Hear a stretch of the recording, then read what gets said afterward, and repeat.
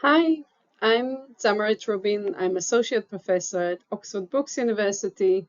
My field is digital innovation, and this presentation is about a specific model of an accelerator. It is Innovation Adoption Accelerator for professional services, in particular to SMEs. The name of this accelerator is the TIPS Accelerator. So the flow of this presentation, I'll start with explaining why innovation matters for professional services, in particular SMEs here in the UK. And then I'll talk about the TIPS Accelerator, the model itself, and what did we do in this program. So let's start why innovation matters for professional service sector and why in particular SMEs. So in order to understand the magnitude of innovation activities across the sector and compare it to other sectors in the UK, I went to the community survey, the CIS survey, that is a survey that is done in many OECD countries every 3 years or so, just to take some KPIs that will establish the argument of how innovation works in professional services. So in the first column, you can see the professional service sector. The middle column is manufacturing and agriculture as a reference industry.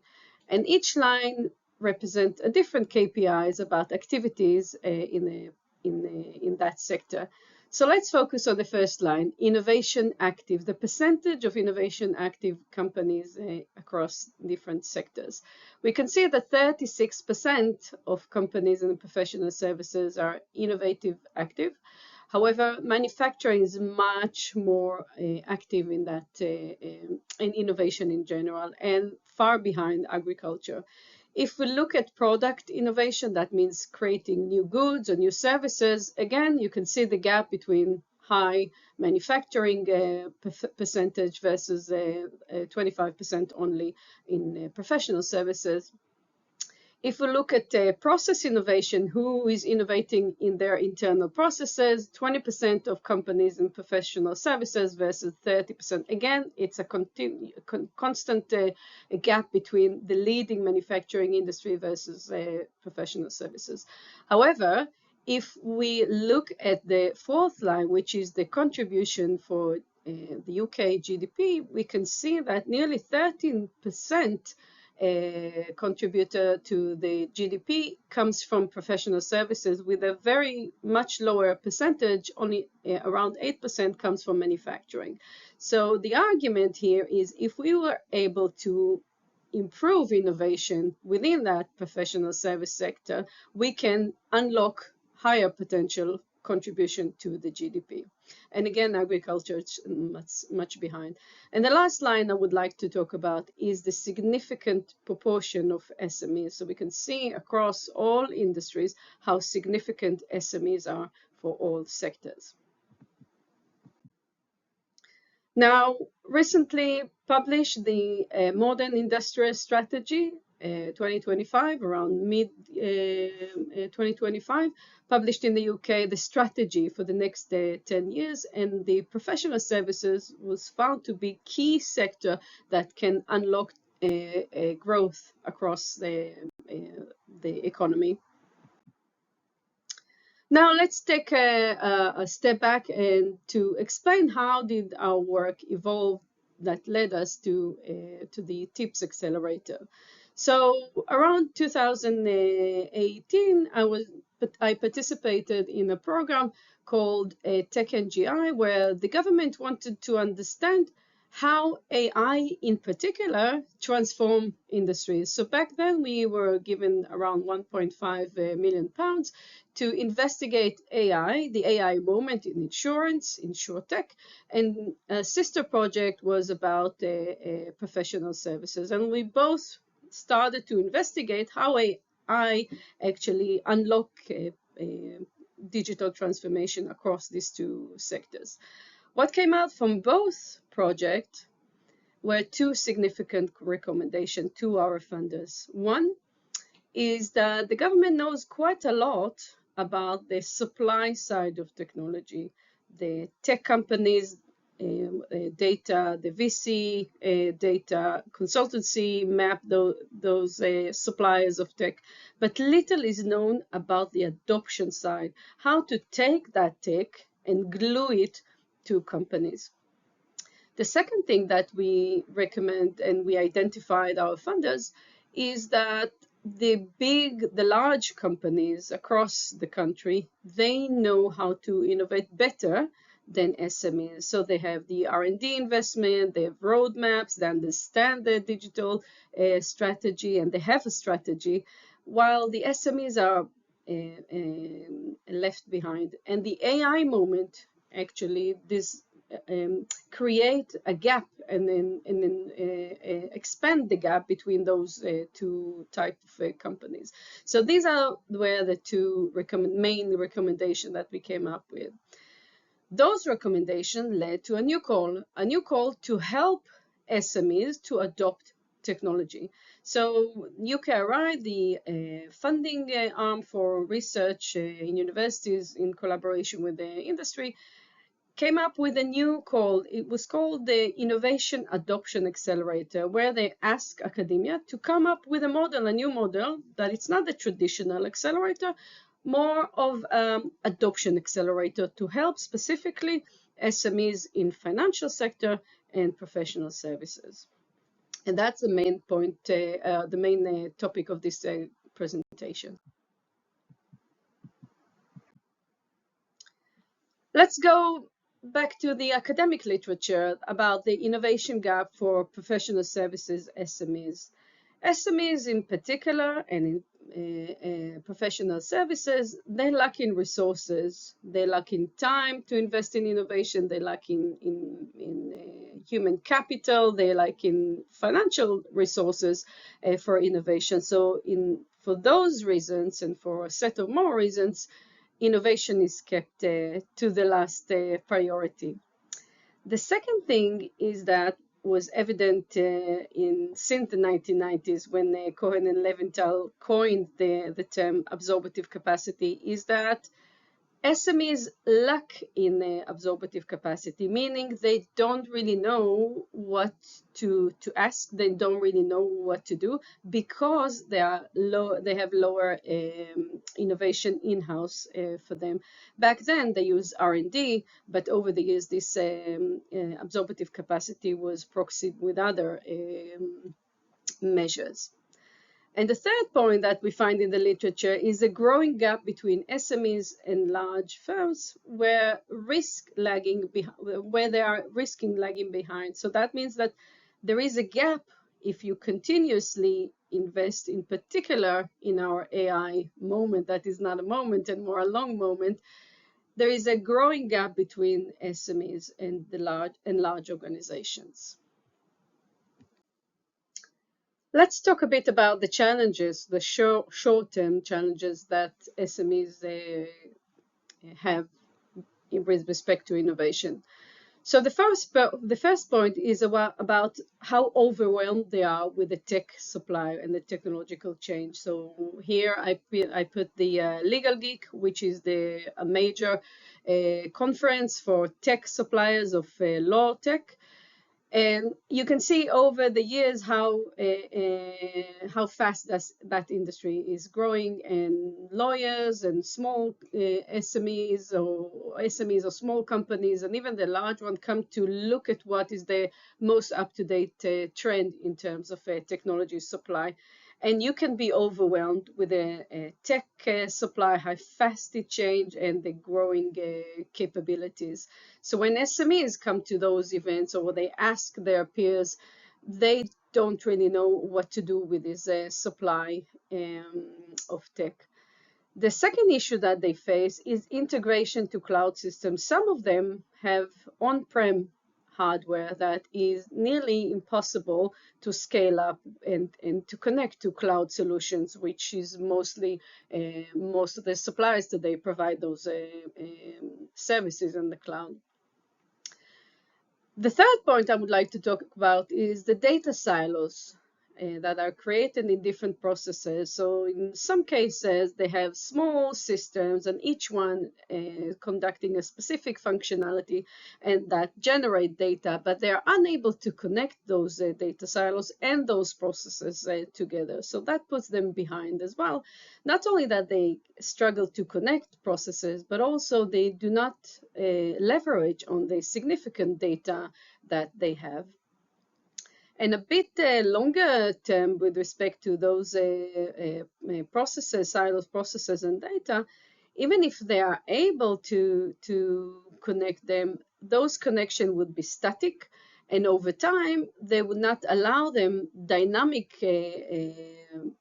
capabilities to move between those connections to create other values.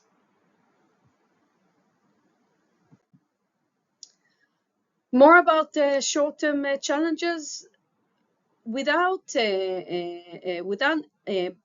being unable to decide about the specific technological solution, the SMEs are fear of lock-in. And in lock-in, I mean that if they commit to a specific supplier, they might be obliged to stay with that solution regardless of the value or the capabilities of that solution. So, for example, one company that we talked to said that they decided to go with a specific tech company that was in average size, type of a startup. That startup was bought by a bigger company, and when they bought them, they stopped developing any new features, so they found themselves with a solution that is not changing and kept them behind. But they were committed to that, they integrated to their system, and that put them in a difficult position.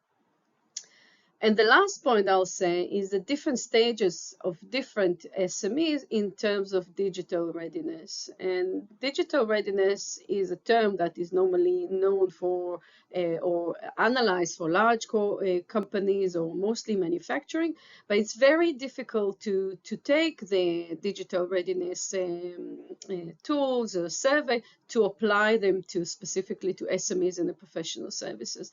And in that perspective, it's very difficult to assess the different types of digital readiness that each company has, and that varies quite a lot. Let's jump to the long-term challenges. One of the issues that companies decide about adopting a tech solution and automating a process in the organization is that there is less touch points for junior staff and senior staff to communicate. So that means that less tacit knowledge is shared between those two different types of employee. And that means over long term is that there is a problem in allowing junior staff to scale up and populate mid-tier management and gradually become senior. So that information, because it's automated, because there's less touching point and mentoring, etc., human mentoring, there is a fear of missing the connecting chain of mid-tier managers. The second point that is a problem for this industry, in particular SMEs, is that they understand that they need to pivot to different business models. So today, because of the massive supply of automation tool and bespoke tools that they do most of the processes that used to be by human, the tech is doing that for them. For that reason, lots of potential, the existing streams of income over time will just disappear.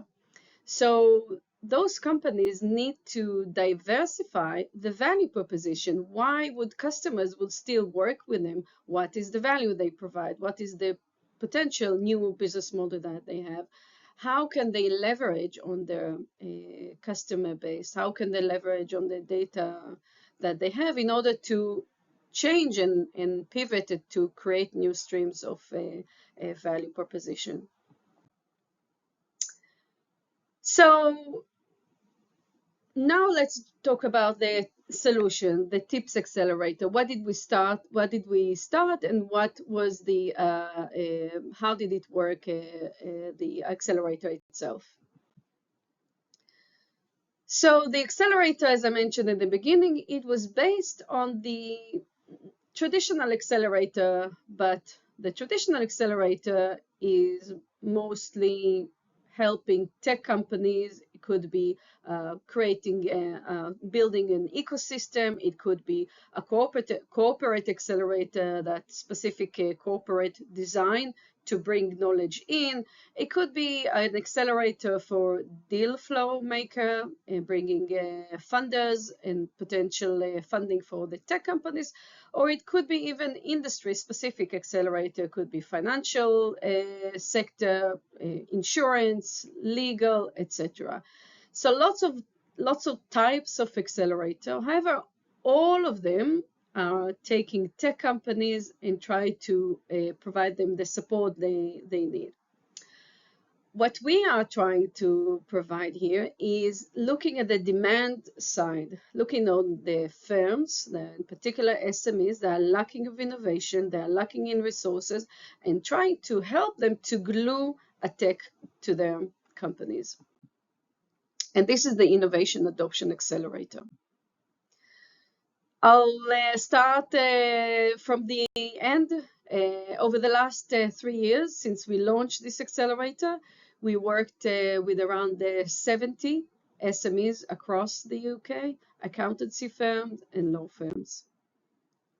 The accelerator works in 3 modes. The foundational accelerator, as I mentioned before, we worked with 70 companies across the UK. I'll elaborate in a minute about that. The second model of the accelerator is a proof of concept accelerator, which is Path B. And we worked with 8 or so companies. Those collaboration was more bespoke service. So for example, if the company, the SME would like to test and to adopt a white label product, we help them in that process, but it was an in-depth collaboration or help them to adopt the tech. And then was the third accelerator model was the strategic accelerator, where we worked for about a year or so with 3 specific firms where they invested in the solution and we co-funded the pilot that they went through. Sorry. I'll focus now on the foundational accelerator. So the foundational accelerator program, it starts with onboarding the SMEs to the program. So in that onboarding process, we assess the technological landscape. We ask them about their challenge. So we do not take on board the IT people from the company. We take the managers, we take the lawyers, we take the founders, because these are the people that could tell us about the challenges they would like to solve. And that challenge lead them to find a solution through the acceleration program. Following that, we provide them specific training. In our case, there was Power BI, Power Automate, or Copilot. Every cohort, we provide a different solution. And following the training, beyond the knowledge and the information that we provide them, we have a session of one-to-one with a specific company, with our mentors, to help them apply the solution they learned and they came to the accelerator to solve, to use it and apply it within their company. So it's not only the training, it's about the usage for their need. And following that bespoke engagement, we have a demo day. And during the demo day, we all get together online, and every company provide some information around 5 minutes or so. What did they come to solve? How did they use the technology and the information that they got throughout the acceleration program, and what is next? Each company, as I mentioned before, has around 5 to 7 minutes, and then need to provide the same slide, the same flow of thinking very briefly to share their learnings from the accelerator in the demo day. So some KPIs, as I mentioned before, we worked with around 70 or so companies, SMEs across the UK. Because it's an action research program, we collected data as well to advise our funders. We had hours of hours, around 500 hours of research time that we collect data from our accelerators. We finished six cohorts over the last 3 years. In terms of impact, how did we impact the professional service industry? SMEs are less likely to be heard in roundtable discussions with government initiatives or in any regional or national roundtable discussions, because large firms are more likely to find those opportunities, and they speak the same language as a large organization or governmental bodies. So in that respect, the TIPS Accelerator was for many years the voice of SMEs in terms of their lacking capabilities for innovation and the needs that they have. We advised the ACCA about digital pathway playbook they designed recently. We featured in the SRA Law Tech Insights, how innovation works for SMEs, and in particular, we worked together to call more companies to apply for working with us in the accelerator. The professional community, we were a professional service community builder. We spoke in many events, Accountex in London and Legal Geek over the years. We created the 2 matchmaking events where we brought accountancy firm together with account tech and law firms with law tech and provide this matchmaking event. And we also create twice every year, we created a festival for professional services where we presented our use cases, we presented our funding. So following the TIPS Accelerator, what we learned, again, going back to how we advise our funders, what we found over the last 3 years is that there is a growing gap that allows a middleman to come and close that gap. In that gap, I relate again to the demand and supply of tech. So still there are the suppliers, and I mentioned before, growing supply of tech, account tech and legal tech, and there are growing demand for those solutions. And in between that gap, there is a growing opportunity for consultancy companies to tap in and be that middleman to translate or help to glue between the demand and supply. And that was the recommendation that we provided to our funders, to investigate how this industry specifically innovate their clients and how can they work better with the clients on both sides, the tech suppliers and the SMEs' demand for solutions. And indeed, recently we published a report commissioned by Innovate UK Business Connect to address this specifically, this industry of professional services, and also in the industrial strategy that I mentioned before, the 2025 industrial strategy, that industry specifically was identified as the key enabler within the professional services and unlocking innovation and help this growth in this industry. So we wrote a report how innovation works in this industry, the type of clients and they have, the type of services, the size of this industry, and how rapidly it is growing over the last few years. So that's it. This is the story of the TIPS Accelerator, and this is the QR code you can scan and get in touch. And this is my email. If you're interested, I'm happy to talk to you about this. Thank you.